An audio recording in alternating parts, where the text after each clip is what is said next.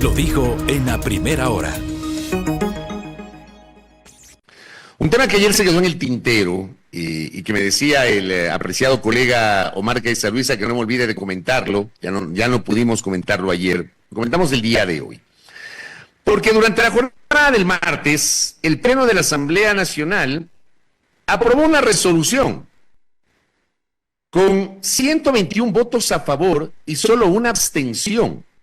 121 votos a favor de una asamblea de 137. Entiendo que no hubo votos en contra, pero sí una abstención de esta resolución que había sido presentada en su momento por la bancada de ADN, la bancada del oficialismo, y que de alguna manera se convirtió en un nuevo elemento de discusión para tratar, desde mi punto de vista, de posicionar una narrativa en medio del contexto electoral.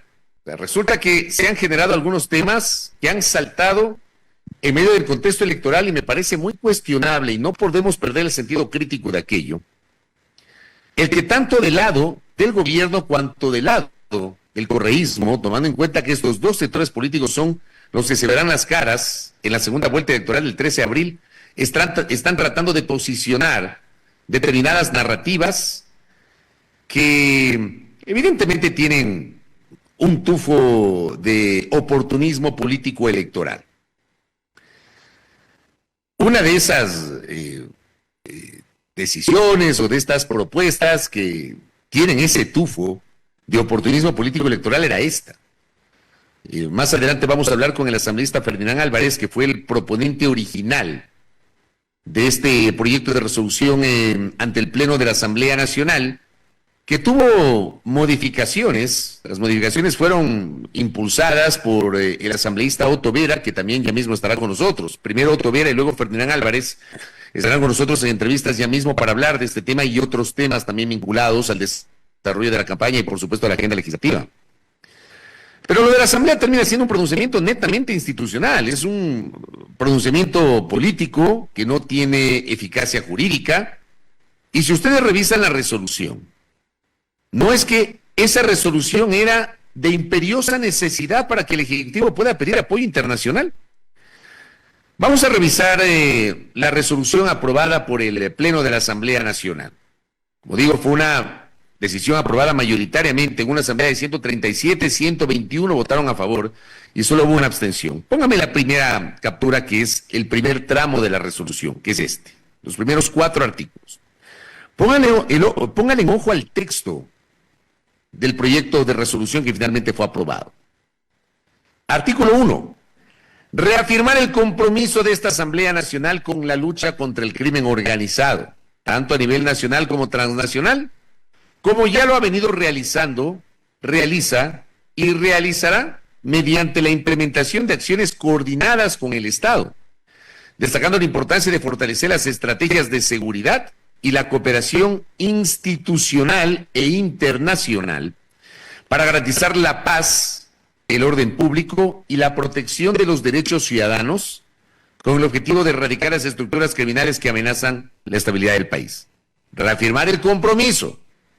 Segundo, reconocer como enemigos del Estado a los grupos delincuenciales identificados por las entidades competentes y que forman parte de los grupos de delincuencia organizada transnacional que operan en el país, reiterando nuestro compromiso como Asamblea Nacional a continuar legislando y fiscalizando en el ámbito de nuestras competencias para seguir tipificando y desarrollando la normativa necesaria para sancionar y desarticular dichas organizaciones en aras de fortalecer el marco jurídico que garantice la seguridad, integridad y estabilidad institucional del país. Reconocen como enemigos del Estado a los GDOs, a los grupos de delincuencia organizada. 3, es un exhorto. Exhortar al gobierno nacional a que a través de los canales diplomáticos, exhortar, no autorizar, ojo con el término, no dice autorizar, dice exhortar al gobierno nacional para que a través de los canales diplomáticos con otros países y organismos internacionales ejecute los acuerdos de cooperación internacional en materia de seguridad ya suscritos con la República del Ecuador, los cuales, conforme al pronunciamiento de la Corte Constitucional en el dictamen 9-23-TI/24, no requieren aprobación o ratificación por parte de la Asamblea Nacional. 4. Otro exhorto. Exhortar a la función ejecutiva disponga la coordinación interinstitucional entre las entidades estatales competentes con el objetivo de implementar, monitorear y evaluar de manera efectiva las medidas adoptadas en virtud de la presente resolución, asegurando la sinergia entre las acciones nacionales e internacionales orientadas al fortalecimiento institucional y a la lucha contra la delincuencia organizada. Póngame la siguiente parte de la resolución, por favor, en pantalla. Ahí tienen la primera parte, ahí está la segunda parte. La resolución de ciertos artículos. En el quinto, remitir a la Comisión Especializada Permanente de Soberanía, Integración y Seguridad Integral de la Asamblea Nacional la presente resolución para que coordine de manera articulada con el Gobierno Nacional las acciones de colaboración legislativa para fortalecer los acuerdos de cooperación internacional en materia de seguridad. Artículo 6. Disponer al Frente de Seguridad del Gobierno Nacional, Ministro del Interior, Ministro de Defensa, Ministro de Gobierno, Ministro de Relaciones Exteriores, Ministro de Finanzas, Director del Centro de Inteligencia Estratégica, Jefe del Comando Conjunto, Comandante de la Policía Nacional, que informen a la Comisión Especializada Permanente de Soberanía, Integración y Seguridad Integral cada 15 días lo siguiente.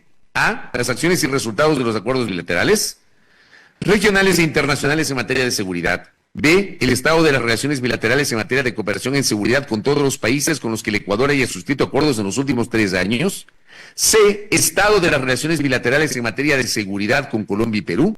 D. Listado de países que tengan expertos militares extranjeros que hayan ingresado y o permanecido en el Ecuador como resultado de los acuerdos de cooperación en materia de seguridad. Y 7. Notifíquese por secretaría la presente resolución a todas las instituciones públicas a las que he hecho referencia el presente instrumento. Gracias.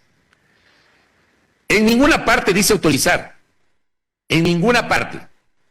Ninguna parte. Dice reafirmar el compromiso, reconocer a los enemigos, exhortar al gobierno, exhortar a la función ejecutiva, remitir a la comisión especializada y disponer. La única parte donde dice disponer que es mandatorio es que cada 15 días, y es legítimo dentro de la competencia constitucional que tiene la Asamblea de la fiscalización y el control político, que cada 15 días se presente información sobre el avance de los convenios, acuerdos, la aplicación de esta cooperación internacional. Pero no dice autorizar. No dice autorizar. En consecuencia, este documento que acabo de leer es apenas un pronunciamiento político que no tiene fuerza jurídica, porque es un exhorto. Y como es un exhorto, el Ejecutivo no necesitaba pronunciamiento de la Asamblea Nacional. Por supuesto, lo pusieron en el radar. Desde el oficialismo se impulsó esto, ¿para qué? Para crear una narrativa en medio del contexto político electoral. Porque claro, si este documento no se aprobaba, no es que el común de los ciudadanos, no tienen tampoco por qué saberlo, conocen cómo funciona la dinámica legislativa. No todo el mundo tiene claridad sobre, por ejemplo, la naturaleza de este documento. Ese documento no tiene fuerza jurídica. No es que es de aplicación obligatoria, es un exhorto y para de contar. Y esto lo explicaba Otto Vera, quien fue el proponente de la moción previa para este texto del proyecto de resolución. Escuchemos lo que dijo justamente luego de la aprobación el primer vicepresidente de la Asamblea. Póngale, por favor. Reconocemos que el gobierno nacional tiene plena facultad para poder buscar la colaboración internacional, porque tenemos tratados internacionales firmados, porque la Corte Constitucional ya dictaminó el hecho de que el Ejecutivo tiene plena facultad para hacerlo, pero sin embargo, esto al convertirse y ser tratado aquí en la Asamblea Nacional, aunque no necesita aprobación, siento un asunto de carácter político y de apoyo al pueblo ecuatoriano, que necesita la unidad de sus funciones, esto es, la función legislativa y la función ejecutiva. Esto dijo Tovera. Y no solo eso, me dice acá la doctora Carrión. Se aprobó como moción previa algo que no procede en la práctica parlamentaria.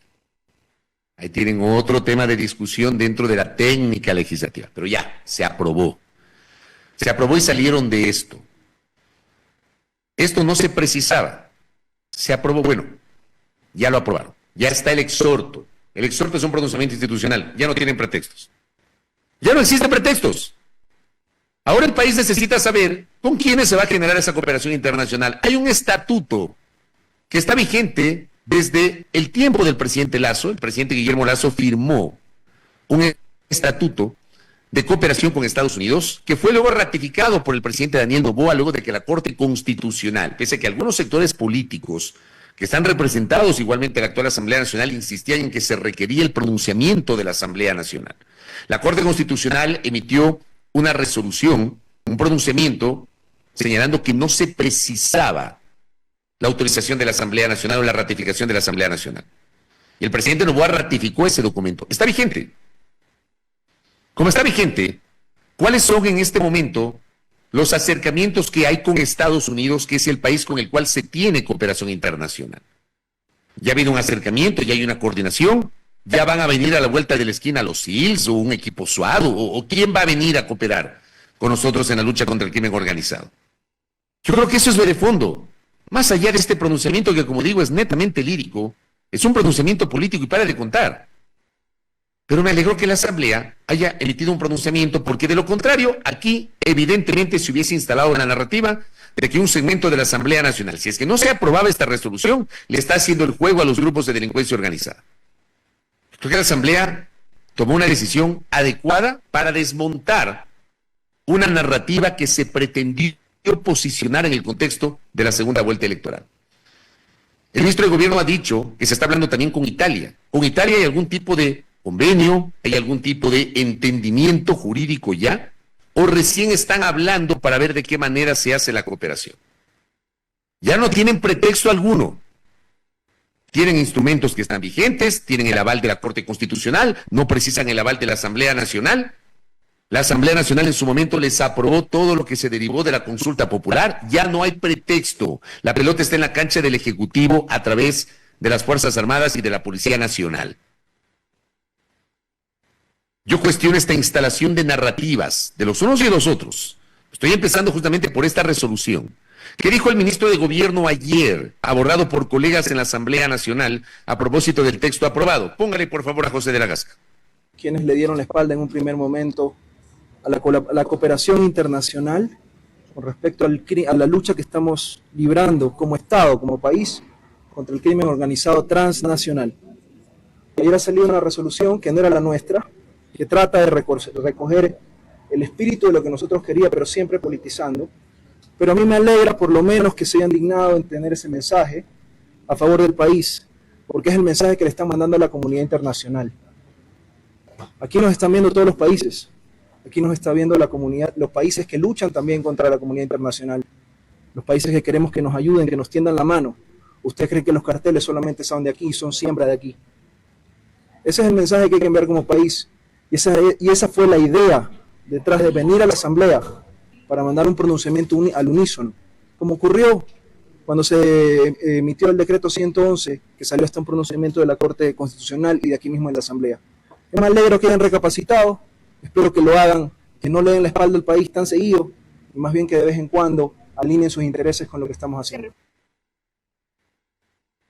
Yo, por ejemplo, ahí no coincido con la postura del ministro cuando señala que, digamos, mete el tema de oportunismo político al hacer esta reflexión el ministro, esta reacción. Yo no creo, acabo de leer la resolución, me parece que en la resolución no hay ningún tipo de carga netamente política o de oportunismo político. Es una resolución institucional que, insisto, no se precisaba. Acá me pregunta Tamara, ¿de qué tipo de acuerdos se hablan? Lo leímos en la primera parte del espacio. El ministro ayer dijo en la Asamblea que Italia y Argentina están en el radar de Ecuador para buscar cooperación en materia de seguridad. ¿Cómo lo van a hacer? Decía el ministro que Italia y Argentina, esto lo recogió Primicias, podrían ser algunos de los países en los que el gobierno de Ecuador buscaría cooperación internacional para enfrentar el narcotráfico y el crimen transnacional.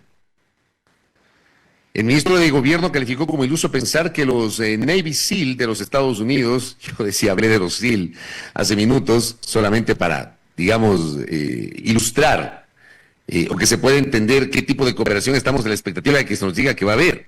Pero dice, es iluso pensar que los Navy SEAL de Estados Unidos van a venir a patrullar las calles de Quito si se logra un acuerdo. Pero tienen un acuerdo. Digo que la cooperación internacional apunta a otro tipo de ayudas y capacidades. Veamos qué tipo de ayudas o capacidades se van a generar si finalmente no vienen los Navy SEALs, ¿no?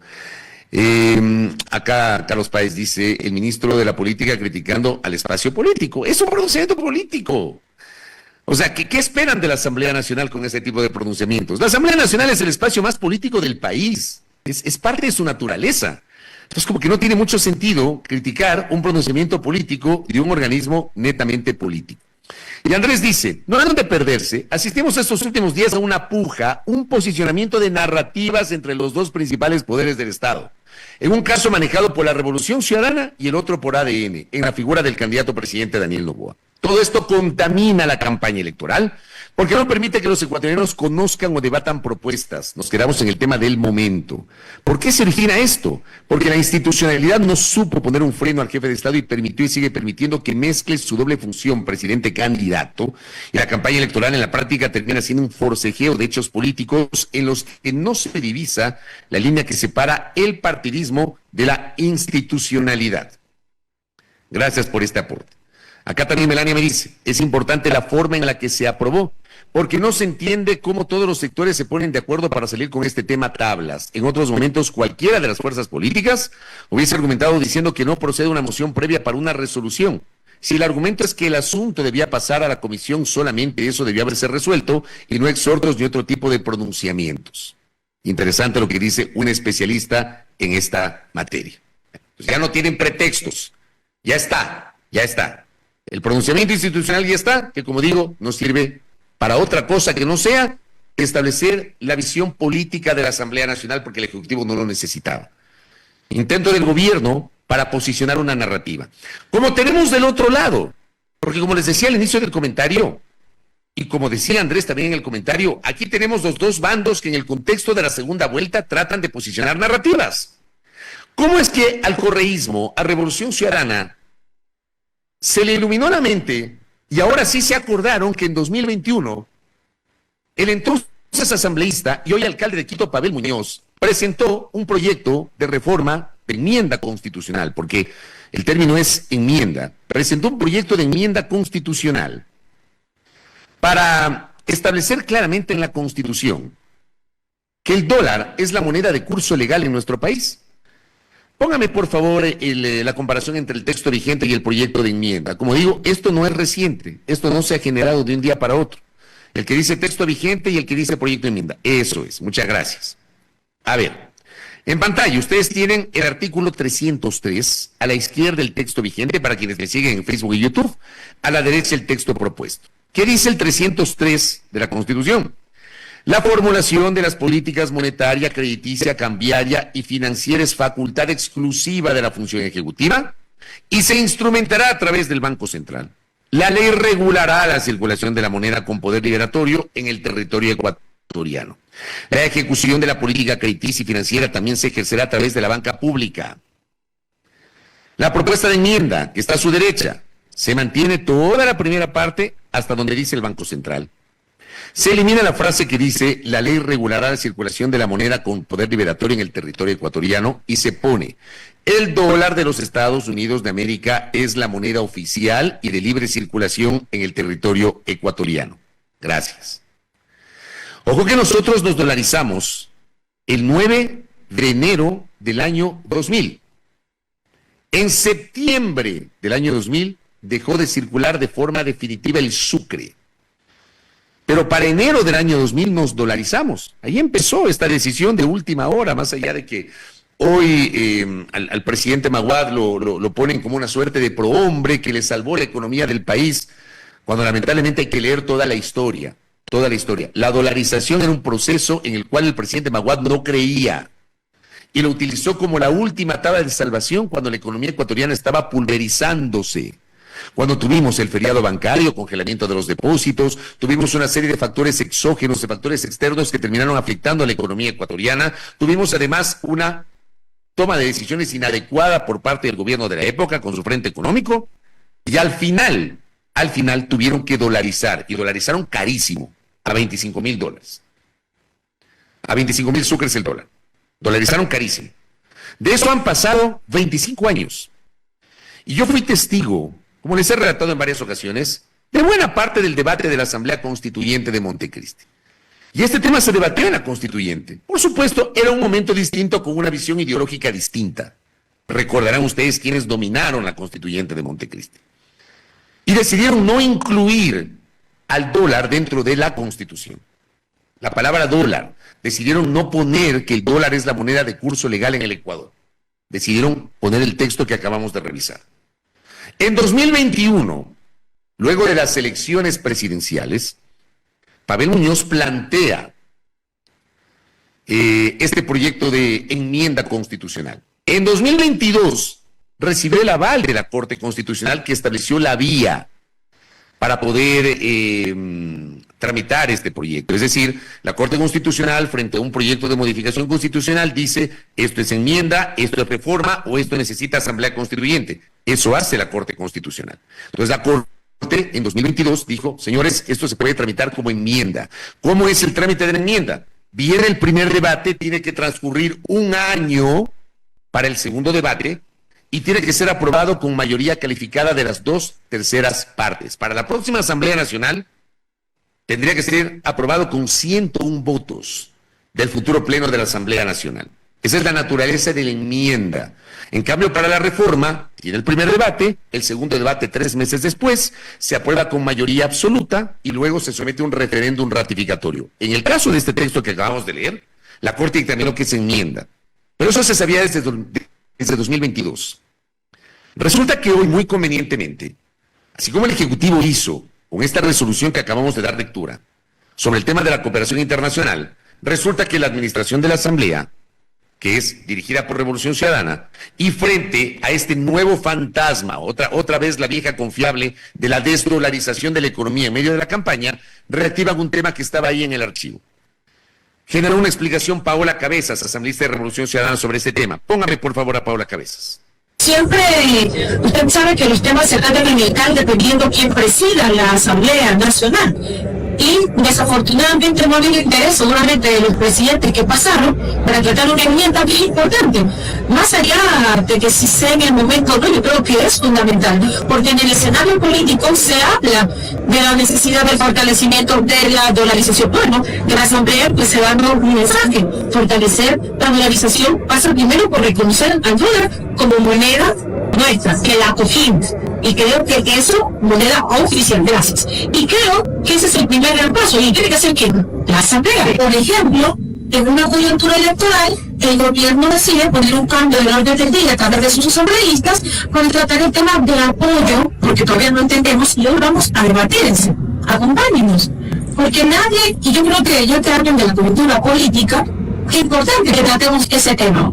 Que nos diga el gobierno cuáles son las fuerzas militares hermanas que quieren venir a contribuir con la seguridad. Que nos digan, van a cubrir ellos los recursos de las tropas militares de qué países, quiénes vienen. Y bueno, debatamos. ¿Por qué tenemos miedo al debate? Ese era el argumento de Paola Cabezas. Ella dice que, bueno, dice algo que es cierto, dentro de la lógica legislativa, ¿no? Quien pone los temas en la agenda de discusión del Pleno de la Asamblea Nacional es quien preside la Asamblea Nacional. Quien pone la agenda de las sesiones del Consejo de Administración Legislativa es quien preside la Asamblea Nacional. Claro, Viviana Veloz preside la Asamblea Nacional desde el, me parece, 3 de octubre del año pasado.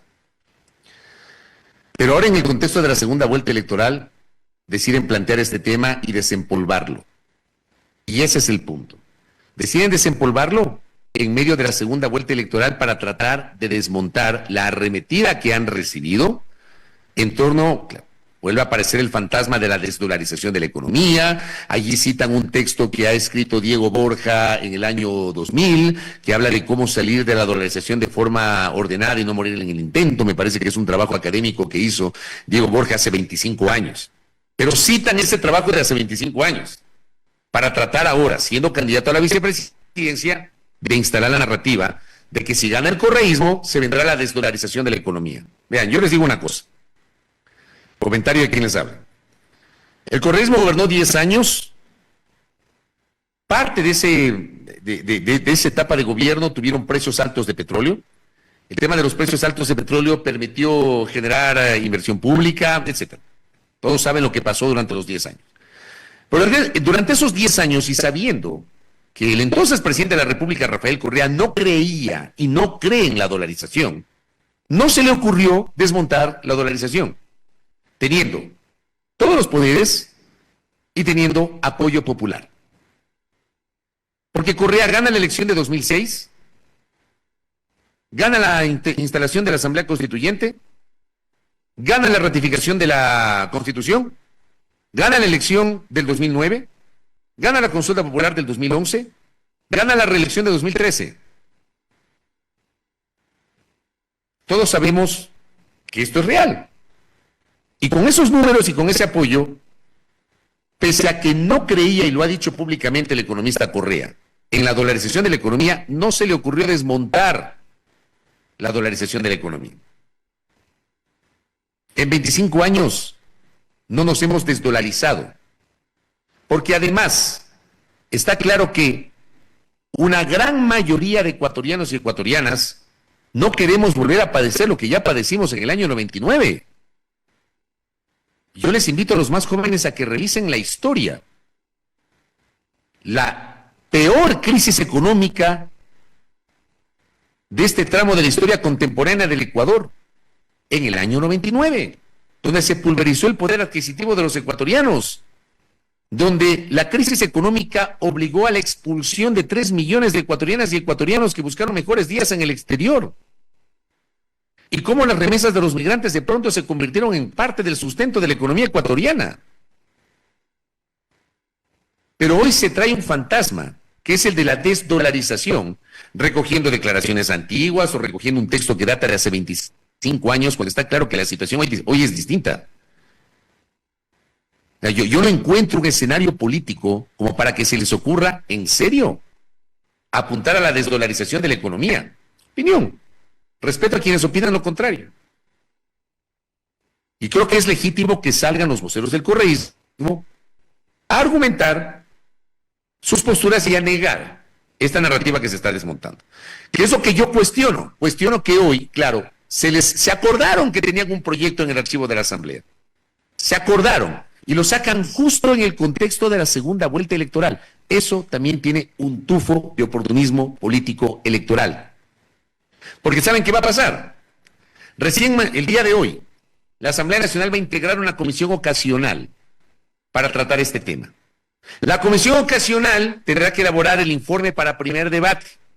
Y da el primer debate que muy difícilmente será en el actual periodo. Seguramente el primer debate ya quedará para la Asamblea que se va a instalar el próximo 14 de mayo.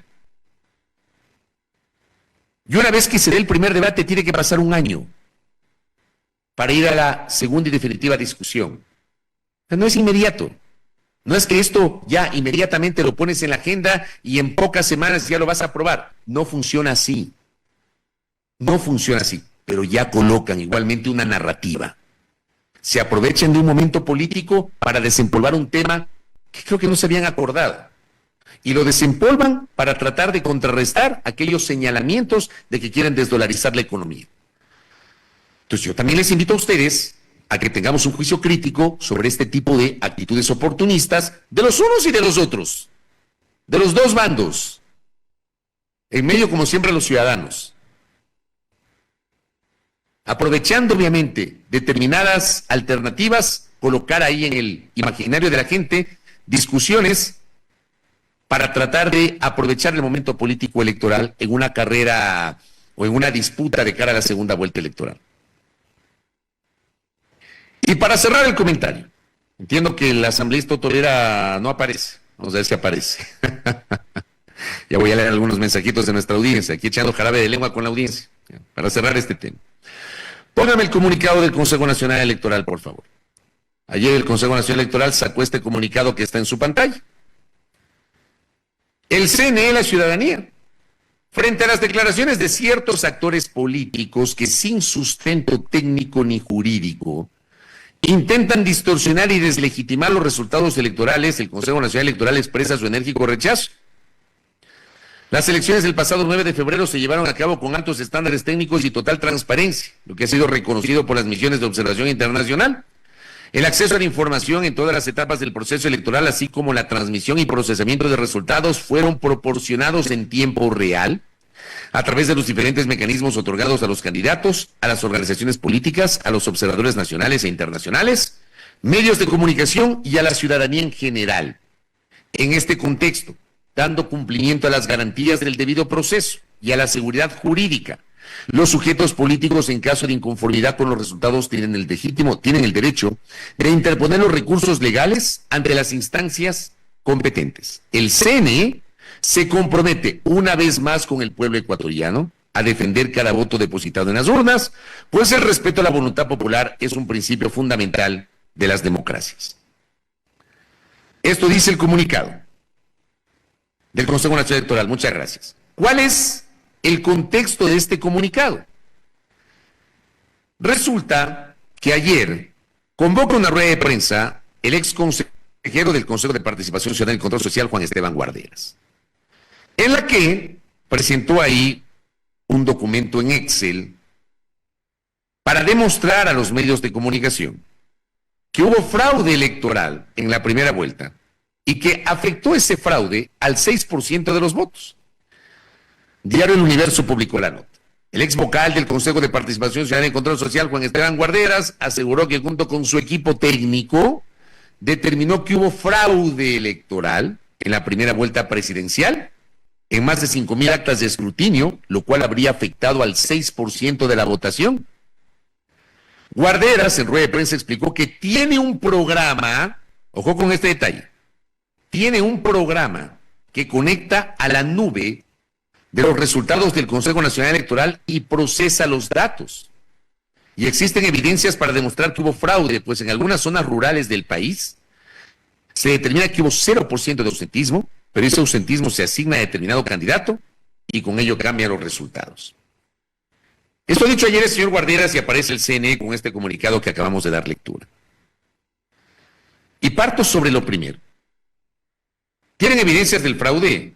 Presenten las denuncias ante los organismos correspondientes, más allá de hacer el escándalo mediático. La propia función electoral. Pero el fraude además implica un delito. Vayan a la Fiscalía. Y vayan a la Contraloría. A la Fiscalía para que investigue si hubo o no delito y a la Contraloría para que audite los sistemas informáticos del Consejo Nacional Electoral. Pero las cosas hay que hacerlas como corresponden más allá del escándalo mediático. Primero. Segundo. En la nota que acabo de dar lectura, el señor Guarderas ha dicho que él tiene un programa que se conecta a la nube de los resultados del Consejo Nacional Electoral y procesa los datos. Me llama la atención que una persona tenga acceso a ese tipo de información y a ese tipo de equipos, a ese tipo de procesamientos, cuando, por ejemplo, tenemos a Revolución Ciudadana, al Partido Social Cristiano, al propio ADN, que entiendo, tienen su control electoral propio. ¿No se dieron cuenta de aquello? Estoy seguro que algunas organizaciones políticas hubiesen saltado si había fraude, si tenían evidencias de fraude.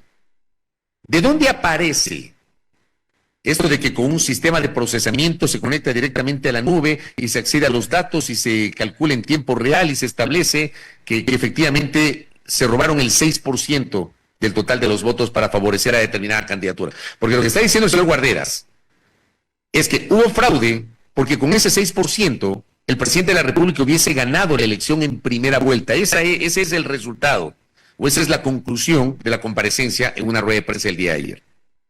Si hubo fraude, ¿por qué no lo alertaron los organismos internacionales? Y me refiero a la OEA o a la Unión Europea, entre otros, que presentaron informes en donde hicieron algunas observaciones sobre la naturaleza del proceso electoral y la campaña electoral. Pero ni a la OEA ni a las Naciones Unidas, a través de sus misiones de observación, se les ocurrió incluir dentro de sus informes alguna presunción de fraude electoral. ¿Y saben qué? Yo cubro elecciones desde el año 94, que fue el primer proceso electoral que cubrí. Cubrí las elecciones en el naciente en aquel tiempo Cantón de la Libertad, perteneciente en aquel tiempo a la provincia del Guayas, allá en la península de Santa Elena. Y desde que me acuerdo, siempre alguien ha aparecido con una denuncia de fraude que no ha podido probar. Y la palabra fraude es tal vez la más comentada y la más mencionada por sectores políticos, y por candidatos, sobre todo aquellos que no lograron el favor popular. Las cosas hay que demostrarlas, no solamente llamar a los medios para tratar de posicionar narrativas.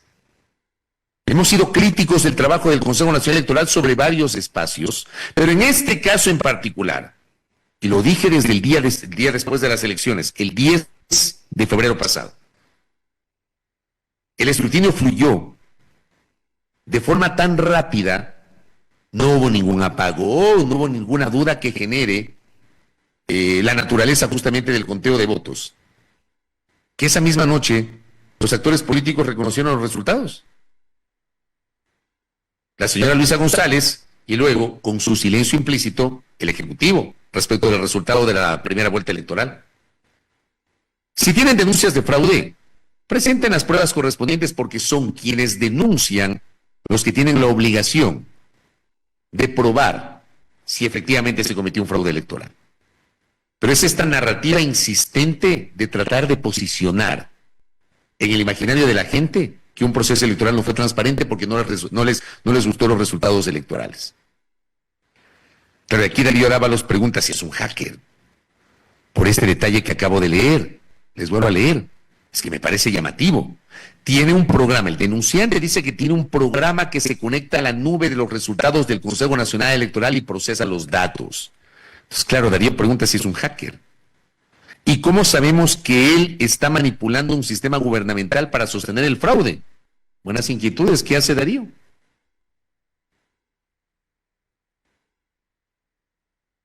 También me dice Néstor Aguilera. No lo sé, Rick, parece falso, dice. Tal cual. O sea, acá el doctor Freddy Vega, ¿cómo se llama el programa? ¿Quién lo desarrolló? Esa es la parte más llamativa, ¿no? La parte más llamativa. Tiene un programa que conecta a la nube de los resultados electorales. ¿Cómo lo logran? ¿Y puede probar el fraude? Bueno, si tiene las evidencias, no convoque a la prensa, vaya a la Fiscalía y vaya a la Contraloría y presente las denuncias correspondientes.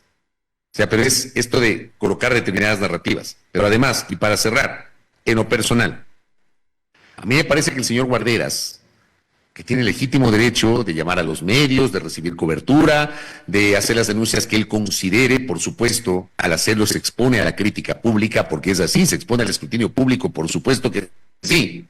Pero recordemos que el señor Guarderas es aquel personaje que de pronto se le ocurrió denunciar a la señora Verónica Abad, vicepresidenta de la República, 16 meses después de que fue candidata a la alcaldía de Cuenca, y solamente a ella, diciendo que ella había hecho campaña anticipada. Y por ahí presentó 2 denuncias más para tratar de camuflar la verdadera intención que era contra la vicepresidenta. Y acuérdense ustedes esa entrevista donde Lenin Artida en el Coavisa le preguntó, ¿y por qué solo contra Abad? ¿Por qué no contra otros actores políticos? ¿Por qué no revisó la campaña electoral de Daniel Noboa en la primera vuelta del año pasado? Y se hizo el loco, ¿se acuerdan? Entonces, cuando este tipo de denuncias o este tipo de actitudes son dirigidas para instalar una determinada narrativa, para mí pierden total valor. Como digo, es una crítica pública que hago, respetuosa como siempre, pero cuando se hace mucho escándalo, es cuando queda este tufo igualmente de oportunismo político en el ambiente. Estamos llenos de oportunistas en el Ecuador, llenos de denunciólogos en el Ecuador, en serio. Y como sociedad tenemos que mantener un sentido crítico respecto de este tema. Solamente para cerrar, ¿qué me dice Néstor? Néstor pregunta, ¿y no hubo algún colega que le cuestionara durante la rueda de prensa cómo obtuvo esos datos? No lo sé, no estuve en la rueda de prensa, no tengo idea. Si es que algún colega le habrá preguntado, le habrá cuestionado aquello. Acá Chemel Paladín les envió un abrazo. Claro, cada partido tiene su propio sistema de control, tienen delegados en cada mesa y tienen acceso a las actas. Tienen delegados en las mesas. Hay que conocer cómo funciona esto. La suma de todas las actas de esta votación, una manipulación digital que no corresponde a los respaldos físicos sería muy evidente, pero por supuesto que sí. Acá mi pana Omar Jaén Lynch, le envío un abrazo, que él me voy. Guarderas denuncia delito, eso es en la Fiscalía, no solo en el Tribunal Contencioso Electoral, tal cual, vaya a la Fiscalía y presente justamente aquello. El programa se llama Chispazos de Guarderas, dice Juanca Castillo. Que anda viendo el programa de forma horizontal, dice. Muy bien. ¿Qué me dice acá Andrea Cucanón? Le envío también un abrazo a Andrea Cucanón, que está en sintonía de nuestro espacio. Acá, por ejemplo, me dice Juan Pablo que entiendo que Juan Pablo estuvo en esta intervención de prensa del señor Guarderas, dijo que era el mismo sistema informático que usó Enrique Pita y Luis Verde Soto, cuando tiempo atrás denunciaron el fraude. ¿Qué pasó con ese sistema informático? Me preguntó si va a denunciar y dijo que no. ¿De qué estamos hablando entonces? Si no va a denunciar, ¿qué va a hacer? ¿Se va a quedar solamente con la rueda de prensa? Esas son las cosas que uno cuestiona de la clase política. Tienen que hacerse responsables de lo que dicen, ¿no? O sea, llaman a los medios, presentan unas supuestas evidencias de supuesto fraude, pero no van a la fiscalía a denunciar. Aquí, por ejemplo, César Armando me dice, el señor Guarderas, al decir que tiene un sistema conectado al del CNE, está confesando un delito. Sería bueno que nos explique cómo es esto del sistema que tiene conectado a la nube de datos del CNE. Acá Winnie Flores dice, creo que habla de los Exipol. Capaz se confundió con los resultados electorales oficiales y ese mamotreto de Exipol que recibimos aquella tarde, al final de la tarde del domingo 9 de febrero, cuando ese Exipol fue realmente un fracaso. Entonces, mayor seriedad a los actores políticos, a los unos y a los otros. He concentrado el comentario y me he tomado el tiempo para concentrar el comentario en 3 aspectos. Lo que hace el Ejecutivo, posicionando narrativas, tiene un tufo de oportunismo electoral. Lo que hace el correísmo con el tema del dólar y este proyecto de enmienda constitucional justo en medio de la campaña, tiene un tufo de oportunismo electoral. Lo que hace el señor Guarderas, poniendo en tela de duda la transparencia del proceso electoral y dice, no voy a denunciar, tiene un tufo de oportunismo electoral. Tengamos como sociedad una actitud crítica frente a lo que hacen los unos y lo que hacen los otros. En fin. Primera plana. Todas las noticias, todas las voces.